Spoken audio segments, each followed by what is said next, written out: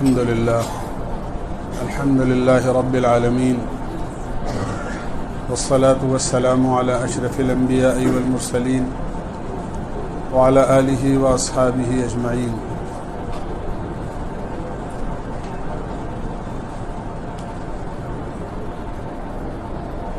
دوستو بزرگو،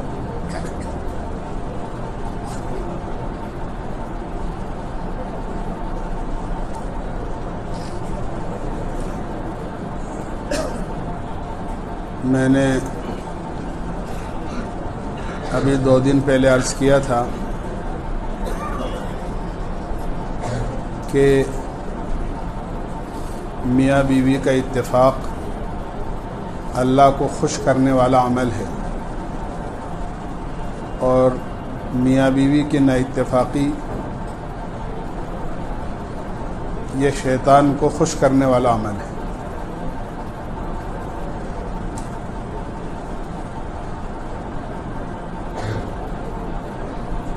میاں بیوی کی آپس کی لڑائی سے شیطان خوش ہوتا ہے، اس لیے میاں بیوی کو شریک حیات کہا ہے. دونوں ایک دوسرے کے زندگی کے ساتھی ہوتے ہیں. یہ ایسا بندھن ہوتا ہے نکاح کا جو ساری زندگی کے لیے بنتا ہے. اس لیے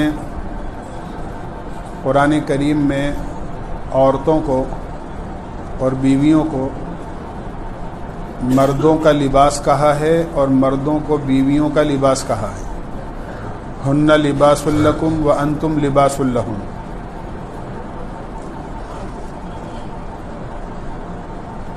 لباس کہنے میں 2 حکمتیں ہیں.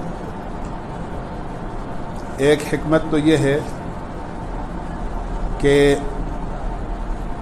جتنی چیزوں کا آدمی مالک ہوتا ہے دنیا میں، ان تمام چیزوں میں لباس انسان کے سب سے زیادہ قریب ہوتا ہے. کوئی چیز اتنی قریب نہیں ہوتی جتنا لباس آدمی کے قریب ہوتا ہے. بدن سے چپکا ہوا ہوتا ہے گویا لباس. اشارہ ہے گویا اس میں اس بات کی طرف کہ میاں بیوی اس طرح دونوں کے ایک دوسرے سے قریب رہیں جس طرح لباس آدمی کے جسم سے قریب ہوتا ہے. دوسرے، اس میں یہ حکمت ہے کہ لباس کا جو کام ہے وہ ہے آدمی کے جسم کے پوشیدہ حصے کو چھپانا. آدمی کے جسم کا کچھ حصہ ایسا ہے، بلکہ اکثر حصہ ایسا ہے جس کو چھپانا چاہیے اور اس کو پردے میں رکھنا چاہیے. اس کو ستر کہتے ہیں. مرد کا کچھ کم ہے، عورت کا زیادہ ہے. تو لباس کا کام یہ ہوتا ہے کہ جو چیز ظاہر نہیں ہونی چاہیے جسم کی، لباس اس کو چھپا دیتا ہے. یہ لباس کا کام ہے. لہذا اشارہ ہے لباس ایک دوسرے کو کہنے کا اس میں کہ میاں بیوی کی کوئی ایسی چیز جو ظاہر نہیں ہونی چاہیے اس کو چھپائے. اسی طرح بیوی بھی شوہر کی ایسی چیز جو ظاہر نہیں ہونی چاہیے، کوئی کمزوری ہے تو اس کو چھپائے. دونوں ایک دوسرے کی کمیوں کو، عیبوں کو اگر چھپاتے ہوئے زندگی کی گاڑی چلائیں گے تو یہ زندگی کی گاڑی چل جائے گی. لیکن اگر دونوں نے ایک دوسرے کی کمیوں کو بجائے چھپانے کے لوگوں سے کہنا شروع کر دیا اور ظاہر کرنا شروع کر دیا تو زندگی کی گاڑی نبھ نہیں پاتی ہے اور چل نہیں پاتی. ماں باپ کی ذمہ داری ہے کہ جب بچہ بچی کی شادی کریں تو خوب دیکھ بھال کر، تاکہ دونوں کا ایک دوسرے سے موافقت ہو جائے، مزاج مل جائے، اس طرح کرنا چاہیے. لیکن خدا نہ خواستہ حالات اگر ایسے بن جائیں کہ شادی کے بعد اور نکاح کے بعد نا اتفاقی کی نوبت آ جائے میاں بیوی کے اندر، تو اس میں بہت زیادہ ہوشیاری کے ساتھ کام کرنا چاہیے.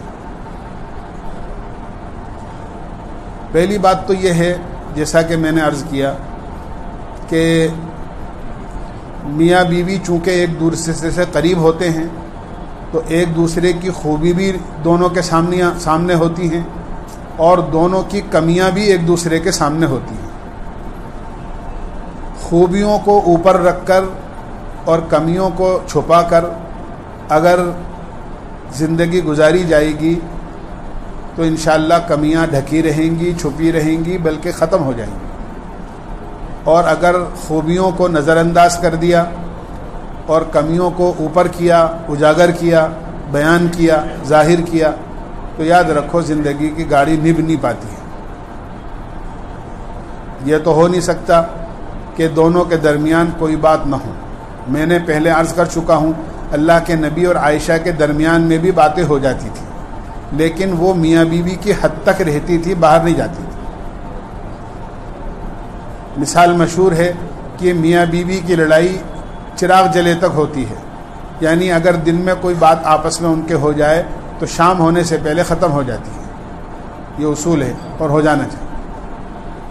اور بہت بڑی ناسمجھی کرتے ہیں وہ لوگ جو میاں بیوی کی خدا نہ خواستہ اگر نا اتفاقی ہو جائے تو دونوں میں سے کسی ایک کی طرفداری کر کے اور اس کی حمایت میں بولنا شروع کر دیتے ہیں۔ اس لیے کہ میاں بیوی اگر آج کسی وجہ سے نا اتفاقی میں مبتلا ہو گئے تو ان کا اپنا تعلق ایسا ہوتا ہے کہ آج نہیں تو کل وہ ایک ہو جائیں گے۔ سینکڑوں واقعات اس قسم کے ہیں۔ ہاتھا پائی ہو گئی، لڑائی جھگڑا ہو گیا، دونوں میں مار کٹائی ہو گئی، دونوں کے گھر والوں میں لڑائی ہو گئی، کیس بازی ہو گئی، اور اس کے بعد پھر حالات ایسے بن گئے کہ میاں بیوی دونوں ایک ہو گئے۔ اب اس میں جو طرفداری کرنے والے ہوتے ہیں وہ برے ہو جاتے ہیں، کیونکہ وہ دونوں میاں بیوی آپس میں جب ایک دوسرے سے ملتے ہیں نا اتفاقی کے بعد تو وہ پھر وہ باتیں سامنے آتی ہیں کہ وہ فلاں آدمی نے حمایت کی تھی ہماری، وہ تو تمہارے لیے ایسی بات کہہ رہا تھا۔ وہ بیوی کہتی ہے کہ وہ فلاں آدمی نے ہماری طرفداری کری تھی، وہ آپ کے لیے ایسی بات کہہ رہا تھا۔ تو پھر یہ ہوتا ہے کہ اوہو اس نے ہمارے لیے ایسی بات کہی۔ ادھر کا آدمی ہوتا ہے تو وہ ہوتا ہے کہ بھئی ہمارے لیے ایسی بات کہی۔ تو طرفداری کرنے والے برے ہو کر رہ جاتے ہیں اور میاں بیوی کبھی نہ کبھی ایک ہو جاتے ہیں۔ اس لیے صلح کرانے کی تو کوشش کرنی چاہیے، لیکن کسی ایک کی طرفداری نہیں کرنا چاہیے۔ ہاں، صلح کرانے کی کوشش کریں۔ اللہ کے نبی علیہ الصلاۃ والسلام نے تو صاف طور سے فرمایا، آپ نے ایک مرتبہ صحابہ سے فرمایا انصر اخاک ظالما او مظلوما، اپنے بھائی کی مدد کرو چاہے وہ ظالم ہے یا مظلوم ہے۔ صحابہ کے لیے یہ بات بڑی تعجب خیز تھی۔ صحابہ نے کہا اللہ کے نبی یہ بات تو سمجھ میں آتی ہے کہ اپنے بھائی کی مدد کریں مظلوم ہونے کی حالت میں، وہ مظلوم ہے، یہ تو سمجھ میں آتا ہے، لیکن ظالم کی مدد یہ سمجھ میں نہیں آتی۔ تو فرمایا اللہ کے نبی علیہ الصلاۃ والسلام نے ظالم کی مدد یہ ہے کہ اس کو ظلم سے روکا جائے، یہ ظالم کی مدد، یہ ظالم کی مدد، یہ نہیں کہ مظلوم کی حمایت کے اندر ظالم کو برا بھلا کہنا شروع کر دو، بلکہ ظالم کی مدد یہ ہے کہ ظالم کو ظلم سے روکو، اچھے طریقے سے خوش اسلوبی کے ساتھ اس کو روکو۔ لہذا قرآن کریم نے بہت پیارے اور خوبصورت انداز کے اندر میاں بیوی کے اندر جب نا اتفاقی ہو جائے تو اس کو سمجھانے اور سیٹل کرنے کی کوشش کی ہے۔ فرمایا کہ خدا نہ خواستہ اگر میاں بیوی میں کوئی ایسی نا اتفاقی ہو جائے، بیوی کی طرف سے کوئی ناسمجھی کی بات پیش آ جائے، تو سب سے پہلا حکم یہ ہے فعظوہن، کہ اپنی بیویوں کو نصیحت کرو، سمجھاؤ، بہت پیار کے انداز میں سمجھاؤ، محبت کے انداز میں سمجھاؤ، اس لیے کہ عورت کو اللہ نے بائیں پسلی سے بنایا ہے۔ ہاں، عورت جو بنائی گئی ہے وہ بائیں پسلی سے بنایا ہے اللہ نے، اور بہت بڑی حکمت ہے اس میں، مصلحت ہے۔ آدم علیہ الصلاۃ والسلام کو اللہ نے پیدا کیا، جنت میں اکیلے تھے۔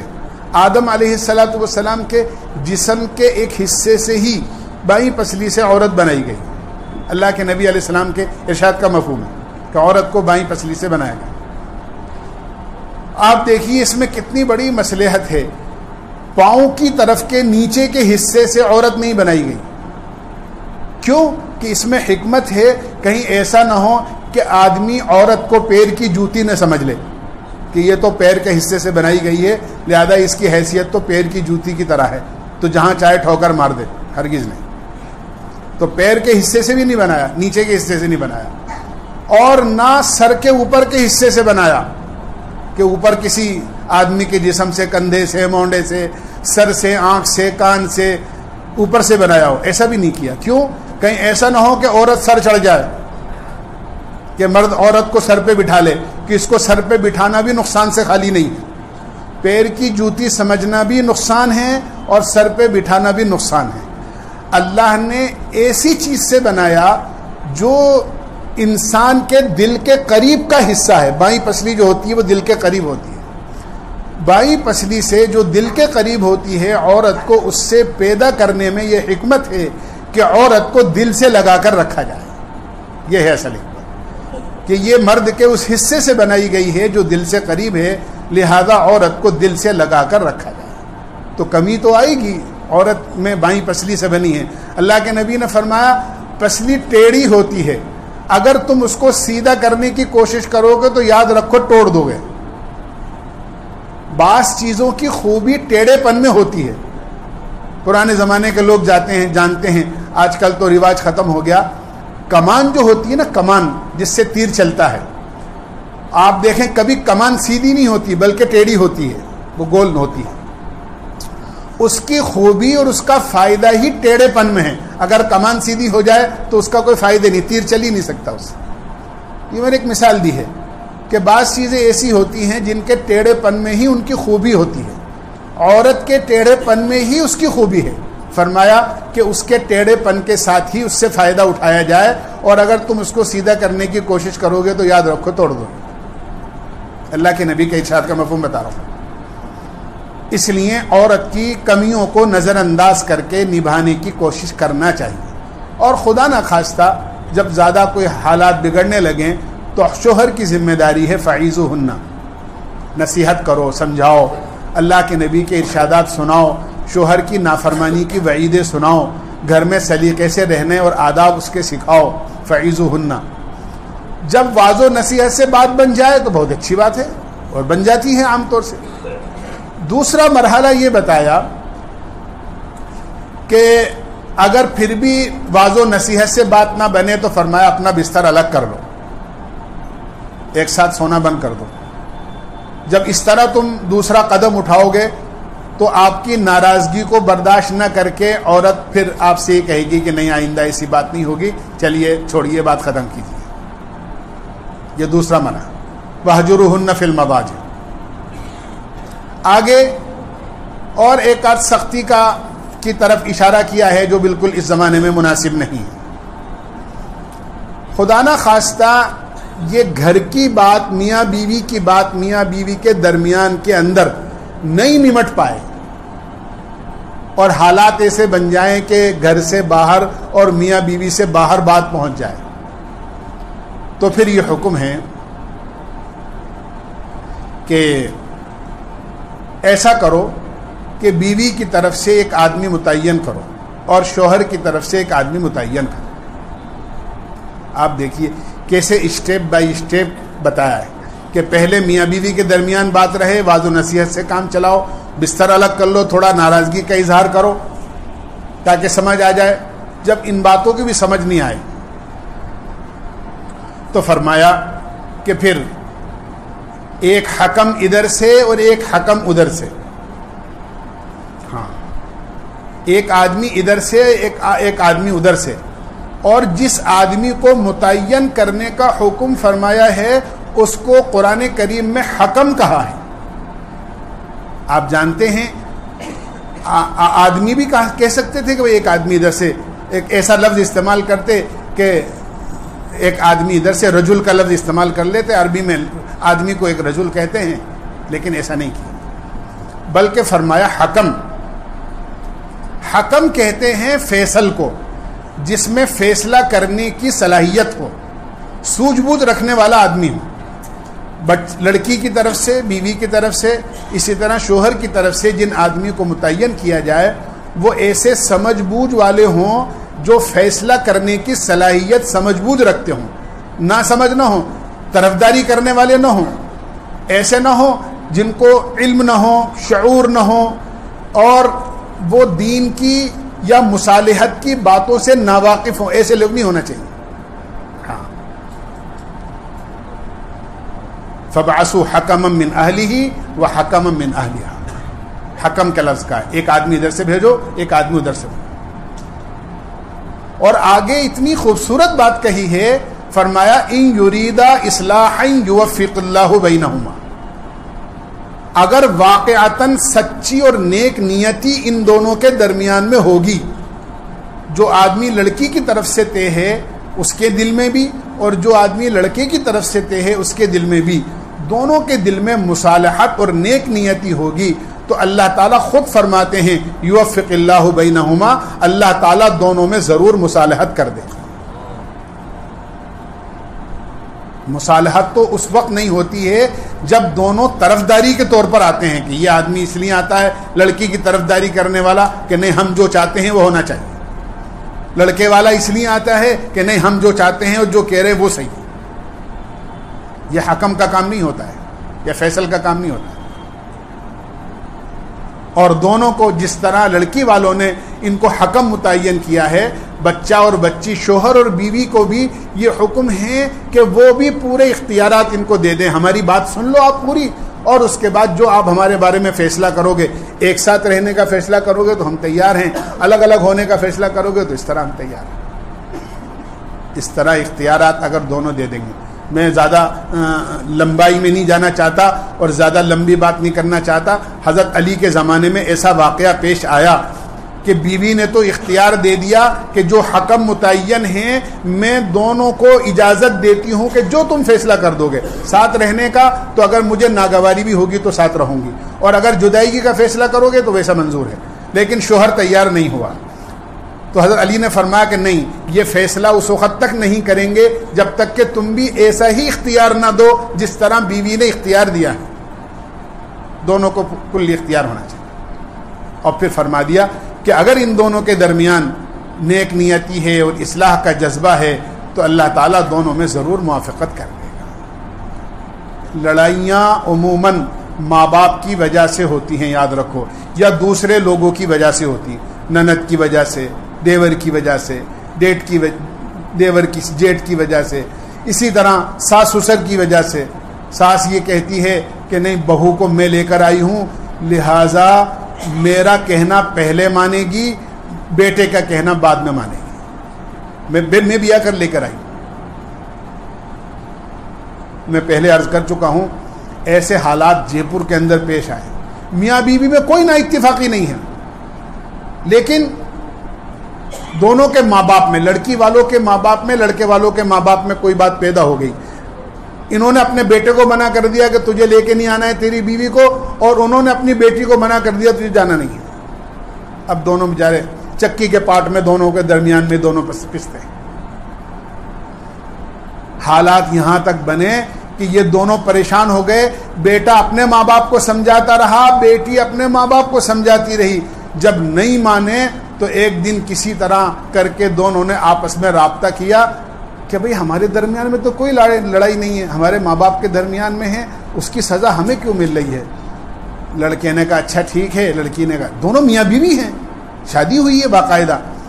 لڑکے نے کہا اتنے بج کے اتنے منٹ پر دروازے پر میں موٹر سائیکل لے کر آؤں گا اور میری گاڑی رکے گی. اس نے کہا ٹھیک ہے. وہ کسی بہانے سے اپنا روپٹہ کسی تھیلی میں رکھ کر دروازے پر آئی، اور آتے ہی وہیں برقع اس نے ڈالا اور موٹر سائیکل پہ بیٹھی اور روانہ ہو کے اپنے آ گئے. ادھر ماں باپ دیکھتے رہ گئے، اس کے باپ کیا کریں، مجبور ہو جاتے ہیں. میں نے عرض کیا میاں بیوی میں کوئی نا اتفاقی نہیں ہوتی ہے. بعض مرتبہ بلکہ اکثر دوسروں کی وجہ سے نا اتفاقیاں پیدا ہوتی ہیں. ایسا نہیں کرنا چاہیے, ہرگز نہیں کرنا چاہیے. اپنے جذبات کو پورا کرنے کے لیے بیٹی کی زندگی خراب کرنا, یا ادھر لڑکے والے اپنے جذبات کو پورا کرنے کے لیے اپنے بیٹے کی زندگی خراب کریں, بہت بری بات ہے. اور خاص طور سے جب اولاد اللہ دے دے, بیٹا دے دے, بیٹی دے دے, اور خدا نخواستہ ایسے حالات کے اندر اگر نا اتفاقی کی شکل پیدا ہو جائے دونوں کے درمیان میں اور طلاق کی نوبت آ جائے تو اولاد کی زندگی خراب ہو جاتی ہے. یا تو ماں کے پاس رہے گی اولاد یا باپ کے پاس رہے گی. اگر باپ کے پاس ہے تو ماں کو ترس جائے گی اولاد اس کو دیکھنے کو, اور اگر ماں کے پاس رہے گی تو پھر اس کو یہ شعور کرنا مشکل ہو جائے گا کہ میرا باپ کون ہے. بہت بری حالات ہوتی. اس لیے اولاد کے اس لیے بزرگوں کی کہاوت ہے, کوئی شرعی چیز نہیں کہہ رہا ہوں, بزرگوں کی کہاوت ہے کہ ماں باپ اولاد پیدا ہونے کے لیے اپنے لیے نہیں جیتے بلکہ اولاد کے لیے جیتے. ان کی ہر خواہش اپنی اپنی قربان ہو جاتی ہے, بلکہ وہ ان کی ہر خواہش اب اولاد کے تعلق. شادی ہونے کے بعد میں جب عورتیں بازار جاتی ہیں تو ان کو سب سے پہلے فکر یہ ہوتی ہے میری جوتی چپل لینی ہے, عید کا موقع آ رہا ہے, جوڑا لینا ہے, چوڑی لینی ہے, اور کیا کیا لینا ہے, نئی نئی چیزیں. اور اولاد پیدا ہو جاتی ہے تو پھر یہ فکر ہوتی ہے میری بچی کے لیے فیڈر لینا ہے, میری بچی کے لیے فراق لینا ہے, اس کے لیے جوتے لینے ہیں, اس کے لیے سیمپل لینے ہیں, اس کے لیے کپڑے. اپنی فکر ختم, اب اولاد کی فکر ہو جاتی ہے. تو کم سے کم کوشش یہ کرنا چاہیے کہ اگر خدا نخواستہ نا اتفاقی ہو جائے تو اپنے جذبات کو قربان کر کے اپنی اولاد کی زندگی کی فکر کرنی چاہیے کہ آج ہمارے یہاں ہمارے درمیان میں نا اتفاقی ہو گئی تو اولاد کا کیا ہوگا. بہت بری بات ہے, انتہائی شرم کی بات ہے کہ آج ہمارے نوجوان تو کیا کہوں, بڑی بڑی عمر والے ایسی غلطی کرتے ہیں. ذرا سی کسی نا اتفاقی کی وجہ سے یا کسی ٹینشن کی وجہ سے بس آتے ہیں اور بندوق کی 3 گولیاں بس 1 2 3 کر دیتے ہیں. آ کر ان کو یہ شعور نہیں ہوتا کہ میرے یہ 1 2 3 کرنے سے میری زندگی پر کیا اثر پڑے گا, میری بیوی کی زندگی پر کیا اثر پڑے گا, میری اولاد کی زندگی پر کیا اثر پڑے گا, اور کہنے کے بعد پھر پچھتاتے ہیں کہ اوہو یہ کیا کر لیا. لیکن آپ جانتے ہیں بندوق کی گولی سے گولی نکلنے کے بعد میں پھر کیا ہو سکتا ہے, کچھ نہیں ہو سکتا. کمان سے تیر نکلنے کے بعد اس کو لگنا ہی ہے جہاں لگنا ہے. 99% ایسے لوگ ہوتے ہیں کہ جو ایسا کرنے کے بعد پھر آ کر کہتے ہیں ارے صاحب غلطی ہو گئی, کوئی راستہ نکالو. کیا کہتے ہیں, کوئی راستہ نکالو. ہمارے باپ کی شریعت ہے جو ہم راستہ نکال دیں گے. علماء کا کام تو شریعت بنانا نہیں ہے, علماء کا کام تو شریعت بتانا ہے. شریعت بنتی ہے اللہ اور اس کے رسول کے حکم سے, قرآن اور حدیث سے شریعت بنی ہے. جو اللہ کا حکم ہے وہ شریعت ہے, جو اللہ کے نبی کا ارشاد ہے وہ شریعت ہے. علماء کا کام شریعت بنانا نہیں ہے, شریعت کی بات بتانا ہے. ہو سکتا ہے پہلے بھی کہا ہو. ایک صاحب میرے پاس آئے, کہنے لگی جی وہ جان پہچان تھی, کہنے لگے آئے بھائی کیسے آنا ہوا, کہنے لگی جی بچے نے نادانی کر دی. کیا نادانی ہو گئی کہ صاحب اس نے بیوی کو 3 طلاق دے دی, اب آپ بتائیں کیا کرنا ہے. میں نے کہا بھائی اب 3 دفعہ طلاق دے دی تو اب تو کوئی راستہ نہیں ہے, بیوی اس کے لیے طلاق مغلظہ پڑ گئی, حرام ہو گئی بیوی, دونوں کا ایک ساتھ رہنا بالکل ٹھیک نہیں ہے. تو کہنے لگے جو یہ تو بالکل صحیح ہے کہ 3 طلاق دے دی ہیں, اور ہم جانتے ہیں 3 طلاق دینے کے بعد میں پھر میاں بیوی ایک ساتھ نہیں رہ سکتے, لیکن دیکھیے ہمارے تعلقات آپ کے والد کے زمانے سے ہیں آپ سے. اوہو, میں نے کہا اوہو یہ تعلقات کی بات ہے. میں نے کہا بھائی میں تو ایسا کام کرتا نہیں ہوں کہ تعلقات کی بنیاد پر شریعت کو بدل دوں.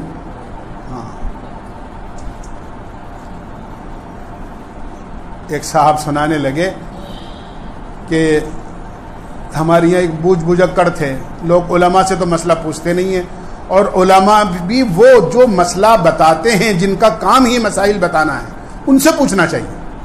ہر آدمی مسئلہ نہیں بتا سکتا. تو جیسے ہوتے ہیں کوئی میاں جی ہوتے ہیں, کوئی بیچارے ایسے ہوتے ہیں کہ ہاں بھائی یہ ٹوپی والے, داڑھی والے, یہ نمازی, حاجی نمازی ہیں, لوگ اپنے مسائل ان سے پوچھ لیتے ہیں اور وہ بے دھڑک ہو کر بتا بھی دیتے ہیں. ان کو یہ بھی نہیں ہوتا کہ ہمیں بتانا بھی چاہیے نہیں بتانا چاہیے. اس لیے مفتی بننے کا شوق سب کو ہے. ذرا سی کوئی بات یہاں بھی سن کے جائیں گے اور بس مفتی بن جائیں گے کہ ہاں ہمیں پتہ ہے ہم ہاں. ایسا نہیں کرنا چاہیے, بلکہ آدمی کو کہنا چاہیے آپ جائیے خود معلوم کیجیے اپنی بات. نہ معلوم آپ کی بات کی کیا نوعیت ہے, میں آپ کی بات سمجھ پاؤں نہیں سمجھ پاؤں, اس لیے آپ جائیے. الغرض مجھے تو یہ سنانا تھا کہ وہ چلے گئے بیچارے ایسے ہی کہ صاحب بچے نے نادانی کر دی, 3 طلاق دے دی, کیا کرنا چاہیے. تو وہ بھی اتنا تو سمجھتے تھے کہ صاحب 3 طلاق دے دی کہ بھائی اب کوئی راستہ نہیں ہے ایک ساتھ رہنے کا, بھائی طلاق. ارے صاحب کوئی نکالو راستہ. بھائی کوئی راستہ نہیں. ارے بھائی نکالو کوئی راستہ. کہ بھائی کوئی راستہ نہیں. تو انہوں نے جیب میں سے لفافہ نکالا اور نکال کے ان کے پیر کے نیچے رکھا. وہ عالم تو تھے نہیں, وہ تو ایسے ہی تھے بیچارے. کہنے لگے اچھا تو کیا کہا تھا؟ تو کہنے لگے کہ بھائی وہ طلاق طلاق طلاق کہا تھا. کہنے لگے یہ تو چھوٹے کاف سے کہا اس نے, طلاق میں تو بڑا کاف ہے, یہ تو چھوٹے کاف سے کہا ہے. چھوٹے کاف سے نہیں ہوتی طلاق, طلاق میں تو بڑا کاف ہے, جب بڑے کاف سے بولیں گے تو طلاق ہوگی. ہو گیا مسئلہ حل. اب وہاں کوئی ایسا دل جلا بیٹھا تھا, کہنے لگے مولوی صاحب ان کو روکو, حاجی صاحب ان کو روکو. کہنے لگے کہ مجھے ایک بات کہنی ہے. کہنے لگے آپ کہہ رہے ہو چھوٹے کاف سے بولا ہے طلاق نہیں ہوئی, میں کہتا ہوں کہ طلاق کیا نکاح نہیں ہوا. جب آدمی ایسا ہے جو بڑا کاف بولتا ہی نہیں ہے, اس نے چھوٹا کاف بول کر طلاق بولا ہے, اور جب چھوٹے کاف بولنے سے طلاق نہیں ہوئی تو نکاح کو قبول کرنے کے موقع بھی قبول نہیں کہا ہوگا, قبول کا ہوگا. تو جب بڑا کاف نہیں بولا, چھوٹا کاف بولا تو طلاق نہیں ہوئی, تو بڑے کاف نہیں بول کے چھوٹے کاف سے قبول بولا تو نکاح کیسے ہو جائے گا؟ تو ایسے بھی ہوتا ہے. تو ایسے کوئی شریعت بدلتی نہیں ہے, یہ کام وہی کرتے ہیں جو شریعت کو نہیں جانتے ہیں. بہرحال میں نے تو یہ لطیفہ ویسے ہی سنا دیا آپ کو. بہرحال یہ بہت بری بات ہے, ذرا سی باتوں پر 1 2 3 کر دینا, بیوی کو طلاق دے دینا اور پچھتانا, پھر ساری زندگی پچھتاتے ہیں, ساری زندگی پچھتاتے. ایسا نہیں کرنا چاہیے.